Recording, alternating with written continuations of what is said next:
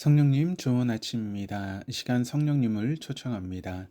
오늘도 내 안에 오셔서 하나님을 기쁘시게 드릴 것을 소원하게 해주세요. 오늘 말씀을 통해 구체적으로 무엇을 해야 할지를 깨닫게 해주세요. 깨달은 것을 삶 속에서 실천할 수 있도록 도와주세요. 아멘. 오늘 함께 나누실 하나님 말씀은 민수기 11장 24절에서 35절까지 말씀입니다. 모세가 나가서 여호와의 말씀을 백성에게 알리고 백성의 장로 70인을 모아 장막에 둘러 세우매 여호와께서 구름 가운데 강림하사 모세에게 말씀하시고 그에게 임한 영을 70장로에게도 임하게 하시니 영이 임하신 때에 그들이 예언을 하다가 다시는 하지 아니하였더라. 그 기명된 자 중 엘다시라 하는 자와 메다시라 하는 자 두 사람이 진영에 머물고 장막에 나아가지 아니하였으나 그들에게도 영이 임하였으므로 진영에서 예언한지라. 한 소년이 달려와서 모세에게 전하여 이르되 엘다가 메다시 진중에서 예언하나이다. 하매 택한 자 중 한 사람 곧 모세를 섬기는 눈의 아들 여호수아가 말하여 이르되 내 주 모세여, 그들을 말리소서. 모세가 그에게 이르되 네가 나를 두고 시기하느냐? 여호와께서 그의 영을 그의 모든 백성에게 주사 다 선지자가 되게 하시기를 원하노라. 모세와 이스라엘 장로들이 진중으로 돌아왔더라. 바람이 여호와에게서 나와 바다에서부터 메추라기를 몰아 진영 곁 이쪽 저쪽 곧 진영 사방으로 각기 하루길 되는 지면 위 2규빗쯤에 내리게 한지라. 백성이 일어나 그날 종일 종야와 그 이튿날 종일토록 메추라기를 모으니 적게 모은 자도 10호멜이라. 그들이 자기들을 위하여 진영 사면에 펴두었더라. 고기가 아직 이 사이에 있어 씹히기 전에 여호와께서 백성에게 대하여 진노하사 심히 큰 재앙으로 치셨으므로 그곳 이름을 기브롯 핫다아와라 불렀으니 욕심을 낸 백성을 거기 장사함이었더라. 백성이 기브롯 핫다아와에서 행진하여 하세롯에 이르러 거기 거하니라. 시내 광야를 출발한 지 얼마 되지 않아 백성 중에서 악한 말로 원망하는 일이 있자 여호와의 불이 임했고 그것을 디베라라고 불렀습니다. 글이 있고 얼마 지나지 않아 또 백성 중에서 불평과 원망이 나옵니다. 매일 먹는 만나가 지겨워 고기를 달라라고 하는 것입니다. 심지어 그것 때문에 울기까지 하는 백성의 모습을 보고 하나님께서는 진노하시고 모세도 심에 겨워 하나님께 하소연합니다. 하나님, 저 혼자서는 이 백성을 감당할 수 없겠습니다. 저를 즉시 죽여주십시오. 그러자 하나님은 여호와의 손이 짧으냐라고 말씀하시고 모세에게 2가지 약속을 주시면서 친히 그것을 행하십니다. 하나는 모세를 도울 동역자 70인 장로를 세울 것이고 또 하나는 백성들이 그렇도록 간구하던 고기를 실컷 먹이는 것이었습니다. 우리도 이스라엘 백성과 같이 천성을 향해 광야와 같은 순례길을 걷고 있습니다. 이스라엘 백성의 모습을 통해 우리 자신을 돌아보고 또 하나님 주시는 영적인 교훈을 얻어야 하겠습니다. 먼저 70인 장로를 세우는 장면입니다. 24절, 25절입니다.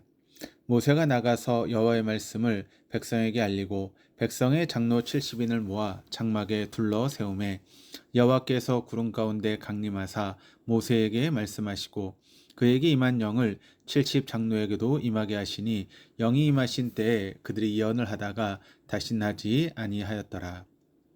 출애굽기 24장 9절에 보면 모세와 아론과 나답과 아비우와 이스라엘 장로 70인이 시내산에 올라가서 하나님을 배웠게 됩니다. 약 1년 전의 일입니다. 그때 하나님께서 그들 곧 존귀한 자들에게 손을 대지 아니하셨고 그들이 하나님을 뵙고 먹고 마셨다라고 증거합니다. 지금 70명의 장로가 그때와 동일한 사람이라고 볼 수 있습니다. 이제 다시 하나님의 명령을 따라 하나님께서 임재하시는 회막 앞에 장로들이 모였습니다. 어떠한 사람을 장로로 세울 것인지에 대해 자세한 기준은 나오지 않지만 덕망이 있고 경험도 있고 존경도 받는 리더를 추천하여 세웠을 것입니다. 그들을 한데 모으자 하나님께서 구름 가운데 강림하시고 모세에게 임하게 했던 영을 장로들에게도 임하게 하여 예언을 하게 하십니다. 이것은 백성을 다스릴 수 있는 권위가 하나님으로부터 공식적으로 주어졌음을 뜻합니다. 70 장로가 모세의 짐을 함께 나누어지며 백성들을 향한 사명을 감당해 나아가게 됩니다. 지도력의 공유입니다. 교회 안에서도 성령님께서 각 사람에게 은사를 나눠 주심으로 함께 동역하여 교회를 세워가게 하십니다. 예수님께서도 제자들을 따로 세우셔서 그들을 가르치고 훈련하시며 하나님 나라를 일궈 가시도록 지도력을 부여해 주셨습니다. 우리 모두도 오늘날 하나님 나라의 동력자들입니다. 각자를 부르신 자리에서 맡겨주신 사명을 신실하게 감당할 때 하나님의 나라가 아름답게 확장되어 갈 것입니다. 26절, 27절입니다. 그 기명된 자 중 엘다시라 하는 자와 메다시라 하는 자 두 사람이 진영에 머물고 장막에 나아가지 아니하였으나 그들에게도 영이 임하였으므로 진영에서 예언한지라. 한 손이 달려와서 모세에게 전하여 이르되 엘닷과 메닷이 진중에서 예언하나이다 하매. 70인 장로 명단에 있었지만 회막 앞으로 가지 않고 진영 안에 머무르던 두 사람 엘닷과 메닷이라고 하는 두 사람에게도 동일하게 하나님의 영이 임하고 예언을 했습니다. 두 사람은 70명이 모이는 곳에 함께하지 않았는데도 영이 임하여 예언을 하게 됩니다. 어떤 학자는 이 두 사람이 70명에 속해 있었지만 무슨 이유에서든지 모세를 반대해서 회막에 가지 않았음에도 하나님의 영이 임했다라고 봅니다. 또 어떤 학자는 모세가 장로 70명을 뽑기 위해 각 지파별로 6명씩을 추천받아서 72명이 되었는데 그 중에 두 사람을 제비 뽑아 제외한 사람들이라고 추측합니다. 사항을 정확하게는 알 수 없지만 그 두 사람에게도 영이 임해서 진영에서 예언을 한 것입니다. 한 손인 이것을 모세에게 전달합니다. 그러자 여호수아가 모세에게 그 사실을 다시 주지시킵니다. 28절 30절입니다. 택한 자 중 한 사람 곧 모세를 섬기는 눈의 아들 여호수아가 말하여 이르되 내 주 모세여 그들을 말리소서. 모세가 그에게 이르되 내가 나를 두고 시기하느냐. 여호와께서 그의 영을 그의 모든 백성에게 주사 다 선지자가 되게 하시기를 원하노라. 모세와 이스라엘 장로들이 진중으로 돌아왔더라. 모세 곁에서 충성스럽게 사역을 섬기고 모세를 보좌하며 훈련받던 여호수아였지만 그 순간만큼은 성급한 판단을 내렸습니다. 혹시 모세에게 하나님의 사역에 방해가 될 수 있다는 것을 판단했을 수도 있습니다. 그러나 모세가 이에 대해 책망합니다. 모세는 하나님께서 그의 영을 모든 백성에게 주사 다 선지자가 되게 하시기를 원한다라고 말합니다. 조선 세종 때 한글이 창제되었지만 백성에게까지 보급되지는 못했습니다. 지도자들은 종종 우미나 정책을 펴서 백성들이 지식을 가지고 이렇게 수준에 올라오는 것을 막으려고 하는 경향이 있습니다. 그러나 모세는 백성들 모두가 선지자가 될 정도로 영적으로 성장하기를 원하고 또 영이 임하여 예언할 수 있기를 바랐습니다. 그것이 하나님의 마음이었을 것입니다. 하나님은 지금도 모든 그리스도인들이 영적으로 성장하고 성숙하며 그리스도의 장성한 분량에 이르기를 원하십니다. 우리도 어제보다 오늘 더 성장하기 위해 어떤 훈련의 과정이 필요할지 돌아보아야겠습니다. 이제 하나님께서 두 번째 말씀하신 것을 행하십니다. 31절에서 32절입니다. 바람이 여호와에게서 나와 바다에서부터 메추라기를 몰아 진영 곁 이쪽 저쪽 곧 진영 사방으로 각기 하루길 되는 지면이 2규빗쯤에 내리게 한지라. 백성이 일어나 그날 종일 종야와 그 이튿날 종일토록 메추라기를 모으니 적게 모은 자도 10호멜이라. 그들이 자기들을 위하여 진영 사면에 펴 두었더라. 하나님은 백성들에게 메추라기 고기를 내려주십니다. 여기서 바람이 하나님의 영, 성령을 가르치는지 아니면 하나님께서 자연의 바람을 초자연적으로 움직여서 그리하셨는지 명확하게 알 수는 없지만 메추라기를 몰아서 이스라엘의 진영 있는 곳에 떨어지게 하셨습니다. 약 1년 전에도 신광야에서 메추라기를 주신 적이 있습니다. 메추라기가 내린 땅의 넓이가 얼마나 넓은지 진영에서 양쪽으로 하루길 정도의 길이만큼인 대략 한 32km 정도에 해당하는 지역으로 추정합니다. 엄청난 양의 고기를 준비해 주셨습니다. 그리고 지면이 2규빗집 되는 높이만큼 내리게 하셨다라고 합니다. 메추라기가 쌓여서 90cm 정도 높이가 된 것인지 아니면 떨어진 메추라기가 푸덕거리며 날개짓 하는 모양이 그 정도 되어 쌓인 것처럼 보였는지 명확하게 알 수는 없지만 여하튼 백성들은 이틀 동안 엄청난 양의 메추라기를 잡아서 물릴 때까지 먹었습니다. 적게 모은 자가 10호멜을 거두었다고 합니다. 10호멜은 약 2200리터 정도 됩니다.